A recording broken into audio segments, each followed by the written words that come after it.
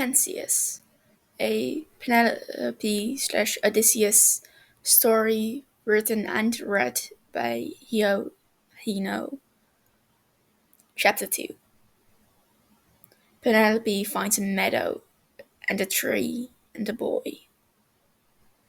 Notes: Athena Peleus is Athena in her role as protector and defender of families, homes, and cities. She gets mentioned somewhere in this chapter. And the story. After some time, Penelope took off her cloak, revealing her children underneath it, making sure Olds hid her dagger. Soon she reached a point in the road where the grass to its side was trampled into a path. She decided to leave the main road and follow it. It meandered lightly up a small mountain, which was covered with grass and rocks, and every now and then an olive tree would wrench its roots into the rocky ground, slowly splitting the rocks and anchoring it firmly.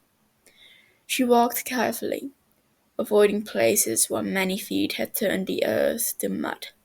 After some time, the terrain evened out at the top of a small grassy clearing, with at its center, slightly elevated from the rest of the plateau, an olive tree. It seemed older than the ones lower, its twisting branches reaching high and broad, casting a wide shadow in the warm afternoon sun.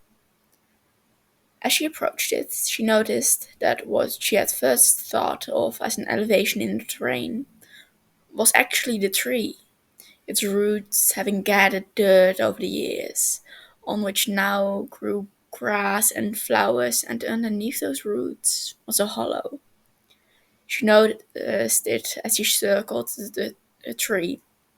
On the side opposite of where she first entered the meadow, the roots formed a large round opening, big enough that she could stand in it. On the inside, the wood wasn't as twisted and gnawed as on the outside, almost as if it had been growing around something, following its shape, but still leaving small gaps, letting rays of light in. When she entered the hollow, she noticed, however, that it wasn't empty. Against its wall of the cavern sat a boy around her own age, who hadn't seemed to have noticed her yet, focused on an item in his hands. After a couple of seconds, hesitant to break the scene, she raised her voice. "Hello?" The boy jolted.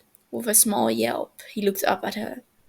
He had dark brown hair and tan skin, but what stuck out to Penelope was his large eyes, which were bright, almost silver grey, looking up at her with a sort of surprised curiosity. His clothes were a cream color, but over his shoulders was draped a chestnut brown cloak, protecting him from a slight chill which clung to the walls of the hollow. In his hands was a piece of wood and a small carving knife. "I," he answered cautiously. They continued to stare at each other. Penelope contemplated on what to say. Should she introduce herself? Ask him to introduce himself? Or maybe if he knew what a queen was? Eventually she settled on, "What is this place?" He was still looking at her. She raised an eyebrow. A hole in the ground?" She shot him a look, bordering on a glare, urging him to continue. "Completely formed by and shaped by this tree, which is like weird, isn't it? Because trees do have cavities in between their roots, but I've never seen it this big. So I asked myself that and started looking for a reason why, and I found it." He had now completely lost all his hesitance and shyness, chattering excitedly and standing up to show her something. If you look in front of the entrance, you can see that it's more indented than the rest of the plateau, like something heavy rolled over it, which it did. If you follow the trail, you will find this huge boulder in the valley. I think the tree originally grew around it, but something must have dislodged it. Maybe an earthquake? Doesn't it feel like almost mystical? Penelope inspected her surroundings. Yes, I see what you mean. It's like the tree is sheltering something, creating a niche to hide it away. The boy perked up. Exactly, it's a shelter. I think I want to build a home around it. Make this tree its center. It's hard. It would be difficult, but I think I could design it so the light would still be able to enter it through windows and mirrors. And do you think it could be made so that underneath the floor a drain could be made in which rainwater could be stored? So that water raining on the roof of the house would be transported to there, simulating the same wet and dry seasons as it has right now. I could like place a bed in here and it would be like Athena Peleus herself was looking over the sleeper. What do you think? Penelope stood there for a moment, perplexed at the amount of thought the boy had given to it. It was now standing in front of her. She could see what he'd been carving. It was a small owl, the size of a pinky finger. It had its wings stretched out, not to take flight, but to shelter something.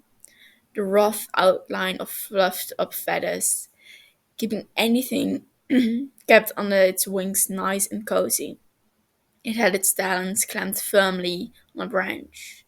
It was a depiction worthy of Athena, in her role as protector and defender of family and homes. She looked at him again. Now that he was standing in front of her, close to the entrance, she could see that his clothes, while plain, were of a good quality and in pristine condition. And while his hands did have calluses, they weren't the rough hands of a farmer's son, constantly carrying things around. No, these were the hands of someone repeating the same task over and over again. Like her own hands, pulling a string in practice motions hours on end. These hands had the same spots, but on different areas. These were the hands of an archer. I'm sorry to ask you this, but who are you? You dress common, but you aren't, are you? What is someone born of privilege doing here on top of a mountain? For a smallest moment of time, he looked just the smallest bit taken aback, before recomposing himself. Oh, I'm here. I had to do something here this morning. Nothing important, just had to talk to some people. Took a bit longer than I anticipated. Found this tree and decided to sit out the afternoon heat before going to the harbor. But you aren't from here, uh, too, are you? What is a foreign woman of good stature, dressed in good clothes, doing on this mountain? Where are you from? Your skin shows that you are often under the sin, and while that could be an effect of your travels, you have kept your clothes surprisingly clean. Someone having just hiked up a mountain. You are used to walks off of the paved paths, aren't you? Tell me, what is a highborn Spartan woman doing on lowly Ithaca?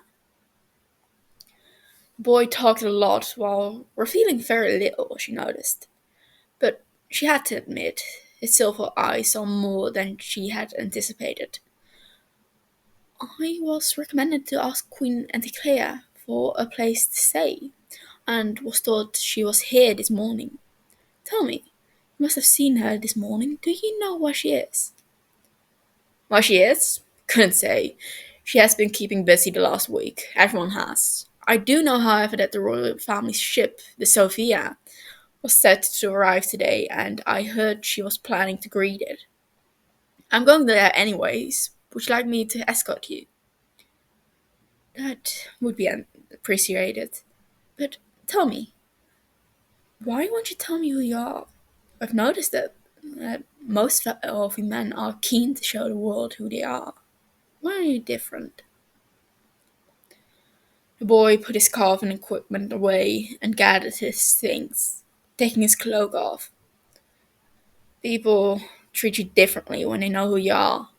Strangers are treated kindly as a rule, keeping their suspicions as their own, but as soon as I tell them my name, they let that prejudice show, suddenly talking harshly about me with hateful words, as if them knowing one word about me lets them know who I am. A suspicion took root as she followed him down the mountain, but she decided to throw him a bone. Yes, I've noticed that. When people know my name, a straightforward conversation becomes suddenly filled with the need to, let's say, weave through etiquette and social conventions. Tell me, oh hated one, don't you understand? It took some time, but when they reached the paved road again, he got a glint in his eyes. I think I do, Weaver of Sparta. I indeed think I understand. Neither of them had seemed to notice the owl taking flight behind them.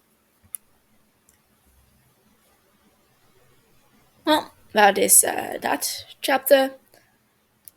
Also quite short, although it has significantly more words than the last one. Further, like, I love wordplay. Like, most people not really acquainted with either the Greek language or the mythology and the meaning of the names will get that, but, well, I love wordplay.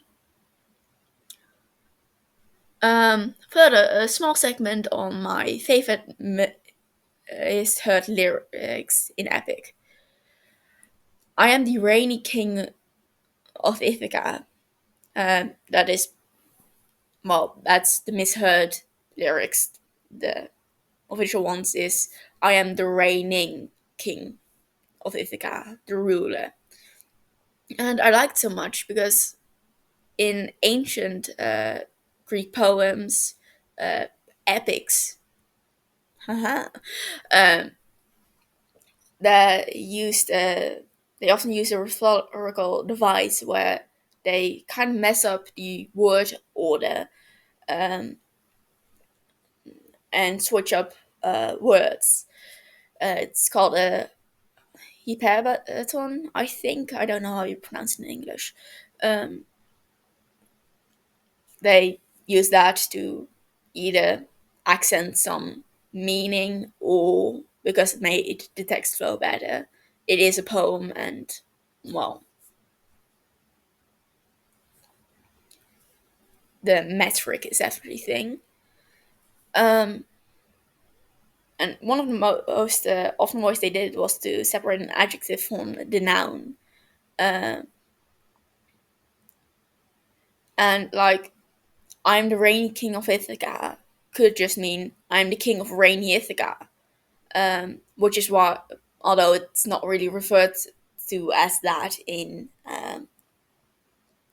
the uh, Odyssey or any other ancient text, is why I, from time to time, refer to Ithaca as rainy. Uh, yeah, I hope you enjoyed.